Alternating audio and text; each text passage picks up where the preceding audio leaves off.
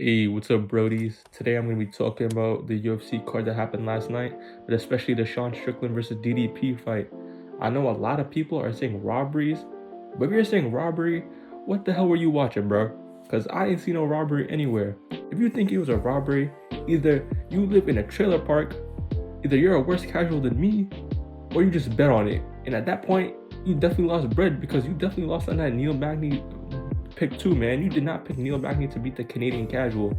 And let's be honest, man, if we're talking about that whole card, bro, I think Canadians should never be allowed into the sport after GSP, to be honest, bro. That was just ridiculous how every single fighter lost.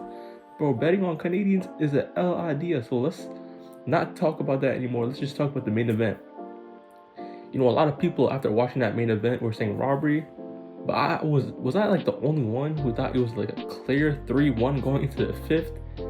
People probably clicked off after hearing that, man. But in my opinion, like as a champ, you can't let it go to the judges for decision, to be honest. Like it should be your decision as to what happens in the fight. And that's why I fuck with people like Charles from the Bronx, like myself, Oliveira. But maybe I'm out of pocket because I'm a casual. But who knows, bro? Maybe because I'm a casual, I understand the mindset these judges have going into scoring more than the hardcore fans, man. Also watch the pro casual Lucas Tracy himself stream after the fight.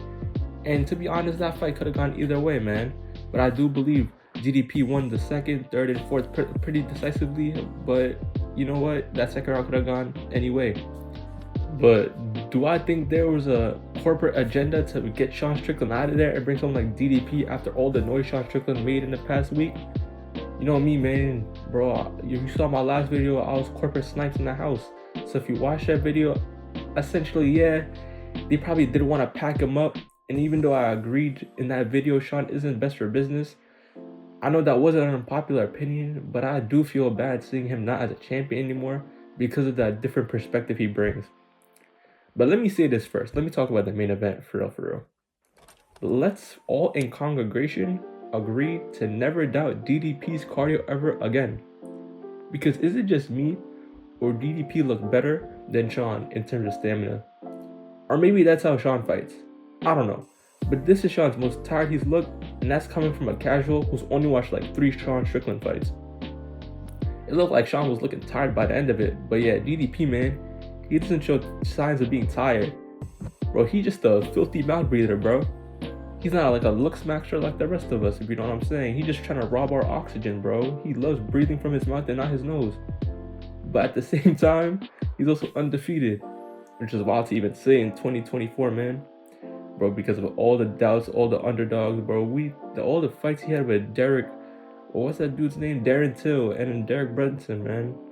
Ridiculous how he's now beating Robert Whittaker and now beating Sean Strickland, who was actually in his prime. You know, champions, they get a boost when you become the champion, like Leon Edwards. But DDP is now the champion of the world in the middleweight division. Bro, let me repeat that one more time, bro. DDP is the greatest middleweight in the world today. Bro, there's no way, man. We've definitely been impacted by the Mandela effect for sure. We are in the wrong timeline. Bye. Let me stop sounding like a hater. Yeah, so amazing work from both fighters. As I mentioned, I'm super impressed with the cardio of Dricus. Bro, his pharmacist has to be good friends with Kamaru Usman, man. Usman, man. Because damn, for someone that could be that big, bro, he can like have that insane cardio. That combination is scary for anyone in the division, bro. But alright, let's talk about the fight itself. To be honest, as a casual, is it just me or was it sloppy and technical at the same time, bro? Because this dude Dricus, man, he keeps on throwing those looping straight Juliana Pena punches and bunches combinations, but that nobody for some reason can seem to move off an angle to counter, like a Sean O'Malley or a Conor McGregor. And to be honest, I don't know why. Maybe it's just because of his power. Maybe there's something about those looping punches and bunches, but no one wants to go for it. No one wants to attack him because they don't want to get hit with his power. Bro, that dude's definitely a bodybuilder. So, you know, Bradley Martin want to see some of him. I would love to see that video. I'd love to be a fly on the wall for that. But yeah, man, DDP and Sean, they both have like the same 2 moves, bro, and they were using it throughout the entire 5 rounds of the fight. Bro, DDP loves that blitz and then that body kick, and then Sean Strickland loves that jab and that teep kick. So, bro, it's so weird, man. The thing with Dricus, the greatest middleweight in the world today, is that the solution to him on paper is so simple, but it's so hard to execute. But anyways, during that fight, man, he was getting jabbed to the head. His whole eye was looking like a grapefruit, bro. He doesn't move his fat head too much from those jabs. And his kicks were getting checked also, bro. But great awareness for him to like close the distance and really start getting it like that fight dirty, bro. Starting hitting those shots. And let's be honest, bro, those entries to that takedown were fire, bro. I can't even lie. Bro, I don't know, man. For someone like him, maybe it's the South African coach, bro. He might know his shit. But let's see if they do a UFC Africa now because of this, man. But yeah, props to Sean Strickland too, man.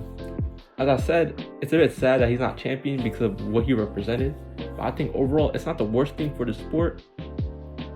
Sean is like the type to not take like the loss to heart, unlike certain fighters, you know what I'm saying, who feel salty, like salty Walty after, you know, like Dustin Poirier or like Israel Adesanya after everything. So I think he'll be fine. Also think he won't be like relegated to like the fight nights or the Apex like some people are saying, because that would be insane if that did happen, let's be for real. But I do believe there is like a certain leash on him. I know Dana White was saying it doesn't exist in the interview, but I guess you can kind of see what I'm saying, man. But yeah, what do I think is next for the fighters?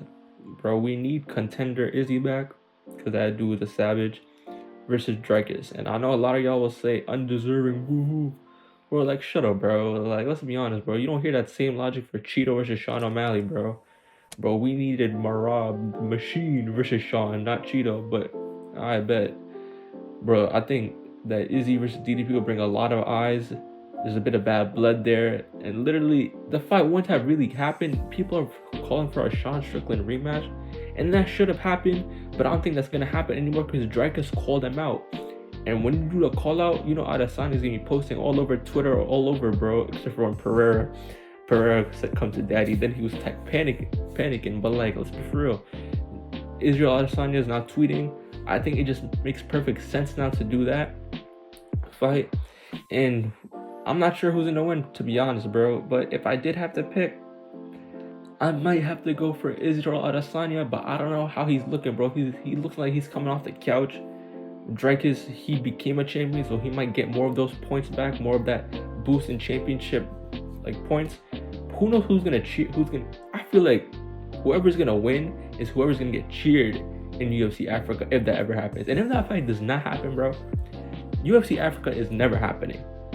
But is Izzy versus DDP gonna happen UFC 300? Probably not. Hopefully it goes on in UFC Africa, but if it doesn't happen, just do Izzy versus Kamzat, man, and just do the rematch with Sean Strickland. Because if we do that in UFC Africa, it might not be the best move because the Wakandan champs are no more. I feel like, man, Dana White, he don't want to do UFC Africa anymore because of Francis Ngannou. Let's be for real, man. But yeah, as for Sean Strickland, if you don't give him the rematch, I think the choice for him is pretty easy, man. You gotta give him Robert Whittaker after what he said about him. He basically called him a casual just like myself. Bro, that's pretty offensive, bro. Let's be for real. As a former champion, Robert Whittaker, I don't think they ever fought before. So I think it'll be a stylistically difficult matchup for both fighters. But yeah, man, let me know what y'all think in the comments down below. Drop a like if you fuck with the vid. And I'll see y'all in the next vid, man. Peace.